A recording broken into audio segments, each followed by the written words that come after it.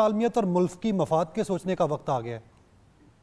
देखिए, ये सोचने का वक्त तो बहुत पहले आ चुका था। ये हमारी सियासी जमातों के अंदर ये रियलाइजेशन जो है वो अभी भी खैर नहीं है। ये एक मामला है जिसके ऊपर आज अच्छा एक पैगाम जो है वो दिया है। उम्मीद करनी चाहिए कि आगे भी इसी तरह से जो है वो नज़ीरें कायम हो। हमारे मसाइल जो है वो बहुत ज्यादा हैं और हमारे मसाइल आमिर साहब बिल्कुल ठीक बात कर रहे हैं कि एक दिन भी जो है वो हम इसका मुतामिल नहीं हो सकते कि हम इन लड़ाइयों में और जो है वो इस तरह की जो मुल्क को अदम इस्तेहकाम से दो चार करने वाले इकदाम हैं उनको मजीद हम उठा नहीं सकते। तो इसलिए ये बड़ा जरूरी है कि जल्द से जल्द इसकी रियलाइजेशन हो। लेकिन देखिए, ये पिछला पूरा एक महीना जलसों में, प्रेस कॉन्फ्रेंसों में इस पे बात होती रही है और इसमें कोई दो राय नहीं है कि पाकिस्तान में इस तैनाती का असर तो बड़ा गहरा पड़ता है और पाकिस्तान में जो सियासत जिस तरह से जिन अहम किरदारों से मुराद मेरी ये है कि जिन स्टेक होल्डर्स के इर्द गिर्द जो है वो घूमती है, उसमें आर्मी चीफ का बहुत ही अहम किरदार होता है। चाहे वो 2014 के धरने के अंदर हो, जब स्टेक होल्डर्स को, जब सियासी जमातों को बिठाने का मामला हो, इलेक्शंस हो,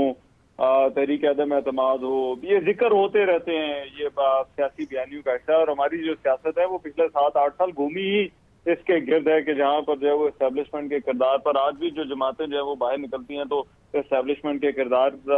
और अपने गिले शिकवों के हवाले से जो है वो अपने वोटर्स को जो है वो उनसे वोट मांगती हैं और उनके सारे बयानिए इस पर बने हुए हैं। तो मेरा ख्याल है कि अब वक्त आ गया है कि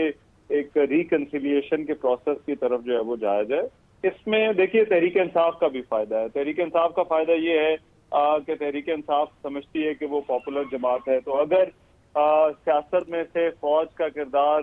कम हो जाता है या खत्म हो जाता है, या जिस तरह से ज़िमनी इंतखाबात के अंदर हमने देखा है, तो बिलाखिर इसका फायदा जो मकबूल जमात होगी उसको ही होगा। वो मकबूल जमात जब इलेक्शन के अंदर जाएगी और मुदाखलत नहीं होगी तो उसके अंदर जो है वो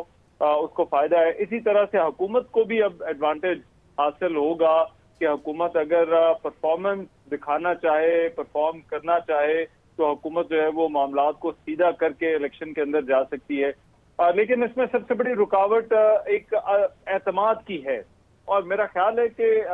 एतमाद की रुकावट इस तरह से है कि सियासी जमातें अगर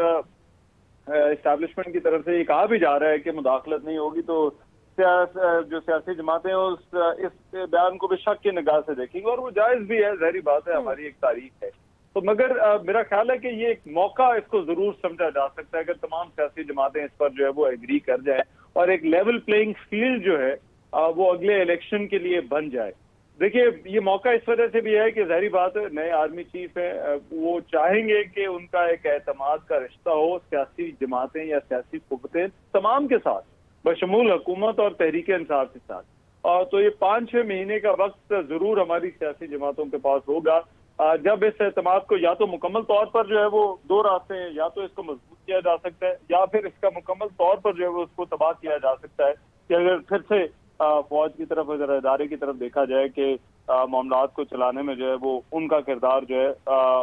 वो उनसे किरदार अदा करने का कहा जाए। तो ये सियासी कुव्वतों को फैसला करना है। अगर सियासी कुव्वतें इस आम मोड़ पर ये फैसला कर लेते हैं कि हमने एस्टैब्लिशमेंट के किरदार को, फौज के किरदार को सियासत में कम करना है, तो ऐसा हो सकता है। मैं ये नहीं कह रहा कि ये को फौरन 5-6 महीने के अंदर हो जाएगा या 2-4 सालों में हो जाएगा, इसमें वक्त लगेगा, लेकिन ये बिल्डिंग स्टोन्स होते